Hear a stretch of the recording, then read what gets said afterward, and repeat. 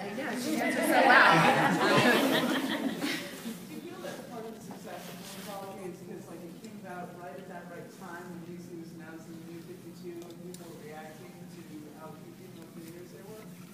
I think it might have had an influence in it, but I think just the awareness and what Renee did to get the voice of womenthology out there and the people that she shared it with is really what kind of pushed it beyond what we ever expected it to do.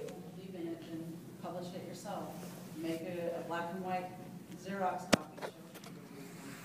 The resistance to, is there, I guess I should ask, is there a real cement in the mainstream fandom and also in marketing of women of color as fantasy adventure heroes? Are you asking if there's roadblocks to it? Are there roadblocks to it, and also why is there this resistance that we're seeing, this backlash, backdraft, whatever you want to call it, in terms of if you're thinking about fantasy and futuristic worlds, why is it that when people of color, particularly women of color, especially brown-skinned women of color, also other women of color, why is there such a backlash against that? Like the Twitter reaction to the character, several characters in the Hunger Games, characters who were black women. Everybody that follows me on Twitter, that knows my work, knows that my whole agenda since I started in comics and became a bit more of a public figure is to bring diversity. And whenever I have wanted to bring diversity or tried to bring diversity to any of my work, I've never been turned down, ever. And I actually have some stuff in the pipeline right now that will address some of that. But I think it's more as far as people reacting to it. I can't speak for other people. I don't know, this whole thing about racism and people attacking. I think I'm not saying this very well, but anytime anything is going to come out of its comfort zone, there's going to be haters. And I always say, when I created lesbian characters and things like that, there were a lot of haters and a lot of skeptics and stuff. I don't give a shit.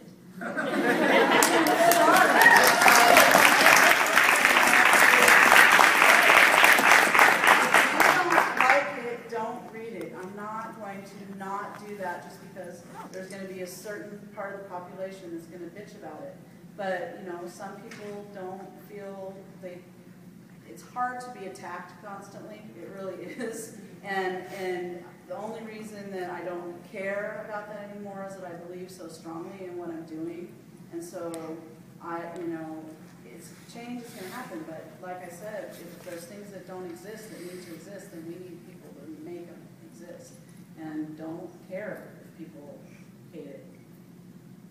And talking from an animation point of view, I've tried pitching a few times to animation, being like wanting to have characters who are main characters who are girls was very difficult for an animation to pitch an animated show because main characters are usually boys because the market is usually geared towards white boys from ages 6 to 11, and it's honestly it's ignorance on the part of executives and marketing people and people who do all this research. And think they have to go out of their comfort zone and they get really scared. They have something that makes money. They're going to keep doing it. Change costs money. Yeah. So why change? It's a complicated issue. It's a complicated issue, and that's why people have to keep stepping forward and going. You have to keep hammering Start it. demanding it and put your money into it when it does come out. Yeah. When it does happen.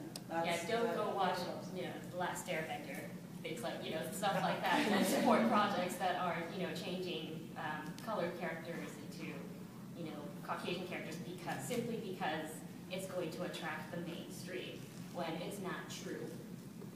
So just There's a support lot of projects. factors involved too in terms of I have a new character coming up in the Batgirl issue who's Laotian, and I had to very carefully, because my artist for that, who is wonderful, Arden, he's from Jakarta, Indonesia, and that's where he's lived his whole life.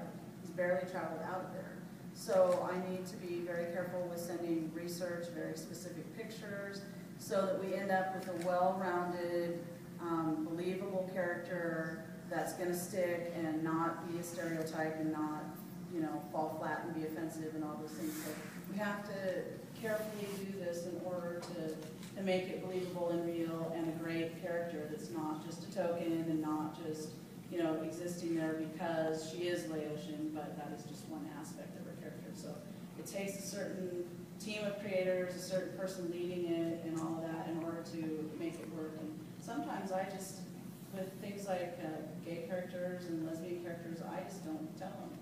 I just put it in the script, and then if they want it out, they have to ask for it to come out, and they've never asked for me to take anything like that out. So sometimes you just have to just go for it. Something I'm wondering about, because there are so many different avenues now for doing comics. You know, there's the vast plethora of smaller publishers, web comics. Most of the major book publishers out of New York have a graphic novels in print. And of course, obviously, Kickstarter, and that's just, you know, in the United States comics market. And what I'm wondering about this, because when there's more avenues to do comics, there's more avenues for women to do comics. And I'm wondering if you think we might be entering into an era where the problem regarding the relationship between women and the direct market, which I think is usually what we mean when we're talking about the industry, is becoming less of the direct market, for whatever reasons, doesn't want to hire. Comfortable with directly having a conversation with people who consume their work. And I think that's becoming more of a cultural shift with how artists and consumers work in terms of the art form, if that makes sense. Well, I think too, when you gain an audience, you have more power. You have more power to negotiate your page rates, your art rates, whatever. And projects like Womenthology are a step to gaining that audience that gives you more power.